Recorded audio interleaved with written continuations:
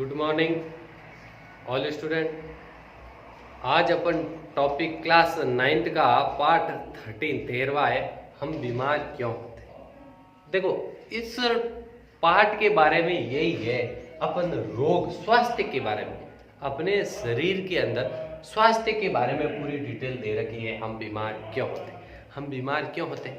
देखो, हमारे शरीर के अंदर एक WBC श्वेत रक्त कणिका, ल्यूकोसाइट जिसका नाम है, श्वेत रक्त कणिकाएं क्या करती है, अपने शरीर के अंदर जैसे भी कोई बीमारी अटैक करती है तो उस रोगाणु को वो मारने का कार्य कौन करती है, WBC, यानी रोगाणुओं को मारने का कार्य WBC करती है। कभी कभार क्या हो जाता है, WBC कोई परिस्थिति के अंदर रोगाणु से नहीं लड़ सकती है तो अपने शरीर के अंदर किसी भी भाग में रोगाणु घुस जाते हैं और रोगी बना देता है, जिससे अपन क्या होते हैं, बीमार हो जाते हैं। जिसमें फिर अलग अलग लक्षण होते हैं, किसी को बुखार आना, किसी को उल्टी होना, सिर दर्द होना, ऐंठन आना, सब अलग अलग रोगों के अलग अलग प्रकार के। हालांकि वो अपन डिटेल से पढ़ेंगे, वायरस जनित रोग, प्रोटोजोआ जनित रोग, जीवाणु जनित रोग, जिससे पहले अपने को इसका बेसिक पढ़ते हैं। देखो, एक पुरानी कहावत है जो आज के समय में प्रचलित हो रही है, पहला सुख निरोगी काया, यानी स्वस्थ शरीर के अंदर स्वस्थ मस्तिष्क का निवास है। देखो, पहला सुख निरोगी काया, उससे क्या है, देखो स्वस्थ शरीर के अंदर स्वस्थ मस्तिष्क का निवास कैसे है। देखो, जब अपना शरीर स्वस्थ होगा तो हर चीज कार्य करने के अंदर अपने की क्षमता, ऊर्जा वगैरह हर चीज आप आसानी से कर सकते हैं, मानसिक कार्य भी आसानी से कर सकते हैं। जिसमें मस्तिष्क काम नहीं करता है, स्वस्थ शरीर नहीं होगा तो कोई भी कार्य नहीं कर सकता है, जिससे वो रोगी बन जाता है। तो इसके बारे में सबसे पहले अपन थोड़ी सी नॉर्मल सी हेडिंग पढ़ लेते हैं स्वास्थ्य के बारे में। स्वास्थ्य यानी कि स्वास्थ्य पहला सुख निरोगी, यानी कि हेल्थ के बारे में एक पहला सुख निरोगी काया, यानी इसका ये तात्पर्य है, इसका ये तात्पर्य है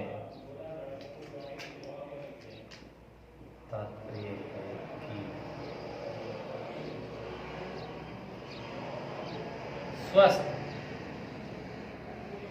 स्वस्थ शरीर में स्वस्थ मस्तिष्क, ब्रेन, स्वस्थ मस्तिष्क का निवास होता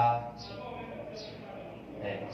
देखो कैसे, अभी थोड़ी देर पहले मैंने वो समझाया था, याद आ गया। देखो, पहला सुख निरोगी काया, इसका ये तात्पर्य है कि स्वस्थ शरीर में स्वस्थ मस्तिष्क का निवास हो जाता है। ये सामान्यतः आपको याद रखना है। वैसे 9th क्लास के अंदर एग्जाम के अंदर कभी कभार नहीं पूछते हैं, फिर भी अपन इनके बारे में मैं डिटेल से बोल दिया। फिर देखो, संतुलित आहार, वह आहार जो पोषक तत्वों की भोजन के अवयवों में के अंदर, यानी कि भोजन के अंदर आहार के रूप में जरूरत होती है। वो वसा, कार्बोहाइड्रेट, खनिज, लवण, विटामिन आदि, वो अपन क्लास 6 का पहला दूसरा पार्ट है भोजन के घटक, उसमें अपन डिटेल से पढ़ लिए। अगर आपको पढ़ना है तो वो यूट्यूब अपने अपेक्स एकेडमी के चैनल पे दे रखा है, वो वहाँ से आप पढ़ लेना। विटामिन, वसा, खनिज, लवण वगैरह क्या है वो डिटेल से वहाँ पढ़ाते हैं। तो अपन इससे आगे चलते हैं, कुपोषण, यानी कुपोषण क्या है।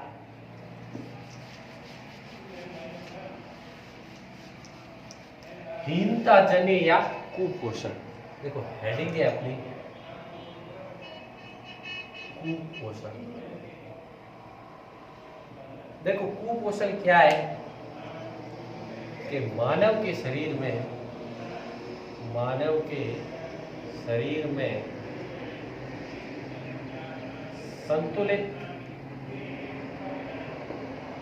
संतुलित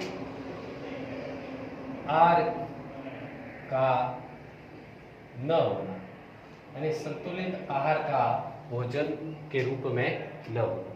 मानव के शरीर में भोजन के रूप में, ठीक है, भोजन के रूप में संतुलित आहार का न होना। देखो संतुलित आहार वसा, विटामिन, कार्बोहाइड्रेट जो भी जितने भी भोजन के घटक है वो मैंने बता दिया, कुछ वीडियो के अंदर आप पढ़ लेना। अपन स्टार्ट करते हैं कुपोषण से। मानव के शरीर में भोजन के रूप में संतुलित आहार का न होना। तो देखो इसकी परिभाषा ये हो गई, भोजन के अंदर एक या अधिक पोषक तत्वों की कमी, पोषक तत्वों की कमी होना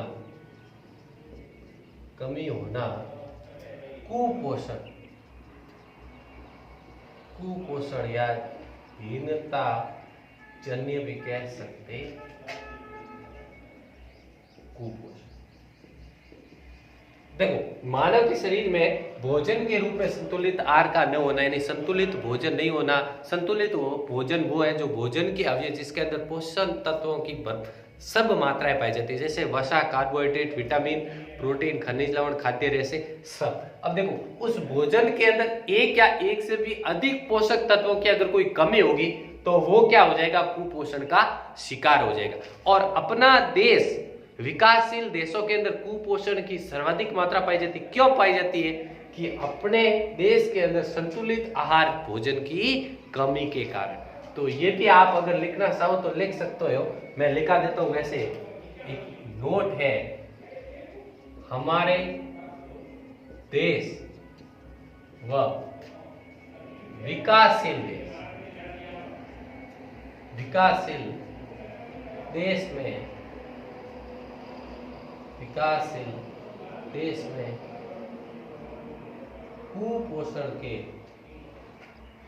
कुपोषण के बहुत शिकार है। क्यों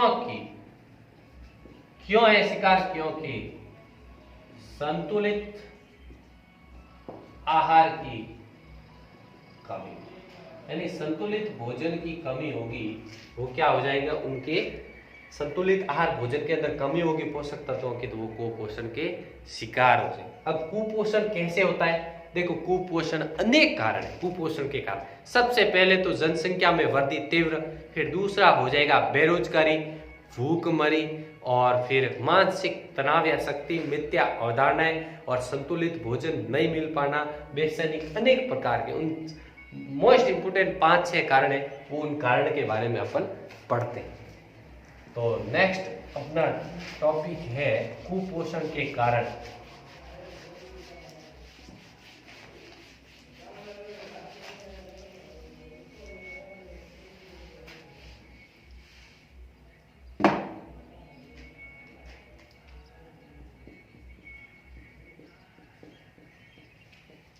कुपोषण के कारण, यानी कुपोषण के क्या कारण?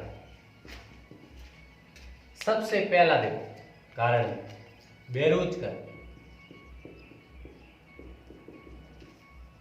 बेरोजगारी, दूसरा है भूखमरी, तीसरा है जनसंख्या तीव्र, चौथा है संतुलित भोजन नहीं मिलना, संतुलित भोजन की कमी, पांचवा हो जाएगा मानसिक तनाव, और छठा है मिथ्या अवधारणा। ये आदि इसके क्या है, कुपोषण के कारण। बेरोजगारी, भूखमरी, जनसंख्या तीव्र, संतुलित भोजन में कमी और मानसिक तनाव और मिथ्या अवधारणा, ये क्या है, कुपोषण के कारण है। इनके कारण क्या होता है, कुपोषण के शिकार होते हैं। अब कुपोषण की कमी से होने वाले रोग अपन पढ़ते हैं। इसके अंदर कुपोषण की कमी से सबसे पहले अपन पढ़ेंगे प्रोटीन की कमी से 2 रोग, क्वाशियरकोर और मेरेस्मस, और दूसरा हो जाएगा कार्बोहाइड्रेट की कमी पे हाइपोग्लाइसीमिया, और फिर हो जाएगा खनिज लवणों की कमी के कारण, और फिर चौथा है विटामिन की कमी के कारण। और विटामिन की कमी के कारण मैंने एक अलग विटामिन का पार्ट यानी वीडियो अपेक्स एकेडमी के यूट्यूब चैनल पे मैंने डाल दिया है, जो इस पर बी कॉम्प्लेक्स परिवार पढ़ाना है और जितने भी विटामिनों के रासायनिक नाम स्रोत सब मैंने पढ़ा लिया हालांकि डिटेल्स। तो अब नेक्स्ट चलते हैं। नेक्स्ट है अपना कुपोषण की कमी से होने वाले रोग।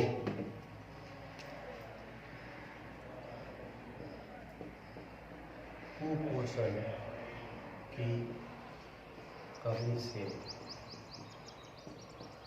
होने वाले रोग डिजीज। उसके अंदर पहला प्रकार है अपने प्रोटीन की कमी से। प्रोटीन की कमी से होने वाले रोग, और उसके अंदर पहला है क्वार्सियल।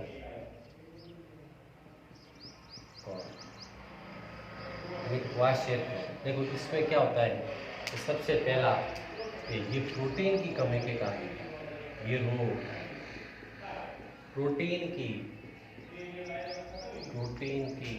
कमी के कारण होता है। समझ में आ गया? प्रोटीन की कमी के कारण। फिर दूसरा हो जाएगा इसका लक्षण क्या है। देखो लक्षण ये है कि तवसा यानी तवसा शुष्क या पीली पड़ना। फिर भूख कम लगना,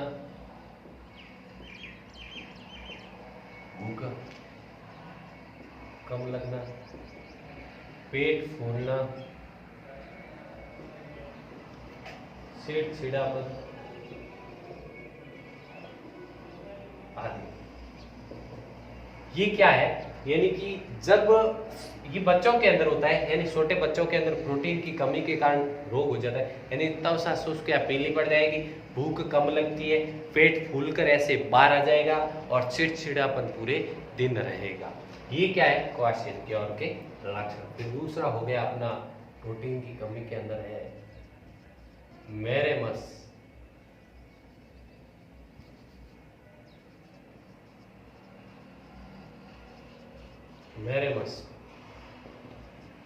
देखो ये प्रोटीन व ऊर्जा की कमी के कारण, ऊर्जा कैलोरी है ना, दोनों से होता है। तो लिख सकता हूं ये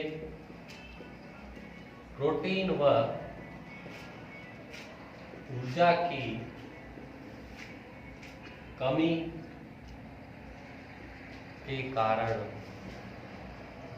होता, यानी जब बच्चे के अंदर प्रोटीन या ऊर्जा की कमी होगा तो वो क्या हो गया, मैरेमस रोग। फिर इसके लक्षण हो गए दूसरे, उसी तरह जैसे मैरेमस के लक्षण है उसी तरह इसमें लक्षण हो जाएंगे शरीर दुबला, शरीर एकदम दुबला, हड्डियां दिखने लग जाएगी, शरीर दुबला,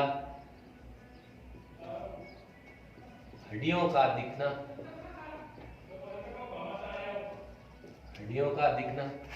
फिर हो जाएगा आंखें अंदर धसी हुई, यानी क्रांति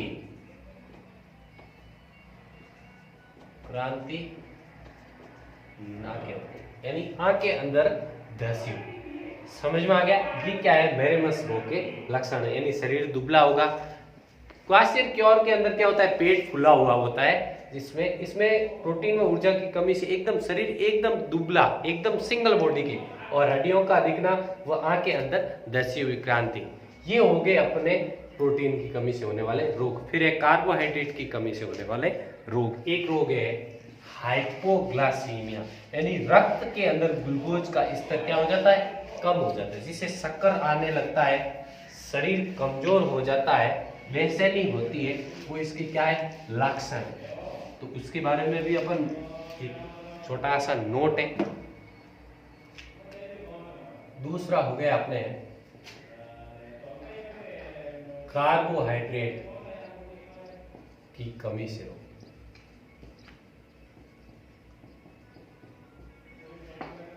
तो इसके अंदर देख लो, एक पॉइंट लिख पा रहा हूं, हालांकि आपको पहले भी मैंने समझा दिया है। कार्बोहाइड्रेट से ऊर्जा मिलती, ऊर्जा मिलती। अब इसका रोग है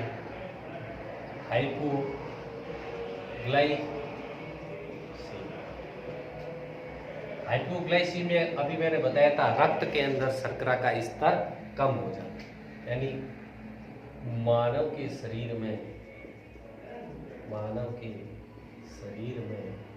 ग्लूकोज कार्बोहाइड्रेट का स्रोत है जो तुरंत ऊर्जा देता है। ग्लूकोज रक्त में शर्करा का स्तर कम कर देता है, यानी रक्त में शर्करा का स्तर कम कर देता है, जिससे शरीर में कमजोरी, थकान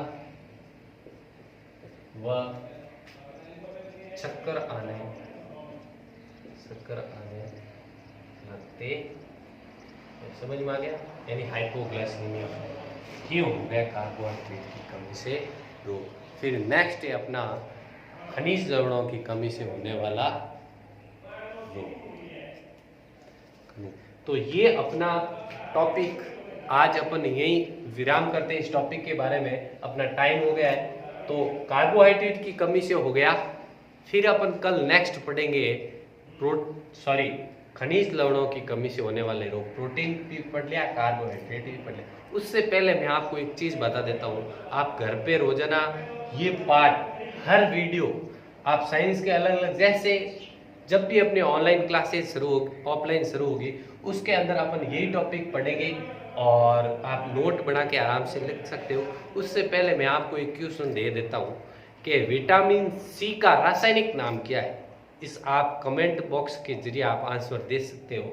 विटामिन सी, यानी विटामिन सी का रासायनिक नाम क्या है। हालांकि मैंने पिछले सत्र की कक्षाओं के अंदर, सभी क्लासों के अंदर मैंने बार बार समझाया था। उससे पहले मैं आपको एक क्वेश्चन दे देता हूं कि विटामिन सी का रासायनिक नाम क्या है, वो आपको रासायनिक नाम बताना है। आज के लिए धन्यवाद, मिलते हैं नेक्स्ट वीडियो के।